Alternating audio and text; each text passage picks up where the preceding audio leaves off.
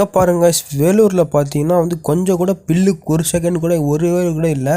ஆனாலும் கோழி வளர்கிறாங்க. எப்படின்னு பார்த்தீங்கன்னா வெளியில் விட்டு வளர்க்குறாங்க. வெளியில் பார்த்தீங்கன்னா பாருங்கள், வெளியில் வந்து அந்த சோறு அது சாப்பிட்டு வந்து முட்டை வைக்குது. அங்கே பாருங்கள், அங்கே எல்லார் வீட்டுக்கு வெளியில் பார்த்தீங்கன்னா ஒரு கூடு மாதிரி கட்டி வச்சுருக்காங்க பாருங்கள். நைட் ஆனால் அதில் போய் அடங்கிடும் கோழி. அப்புறமா காலைல தந்து விட்டுறாங்க. ஏன்னா காவாக இருக்குது ஃப்ரெண்ட்ஸ், அதான் இருக்கிறதுல முக்கியமான ஒரு விஷயம். இங்கே பாருங்கள், அந்த ஓட்டை மாதிரி தெரிஞ்சு பாருங்கள், திண்ணை மேலே நடுவில் ஓட்டை இருக்குது. இங்கே பாருங்கள் கோழி, இங்கே பாருங்கள் அழகாக மெஞ்சின்னு இருக்குது. அந்த காவலில் இருக்கிற பூச்சிங்களை சாப்பிட்டு அது பெருசாக வளருதுங்க, அப்படியே முட்டையும் வைக்குதுங்க.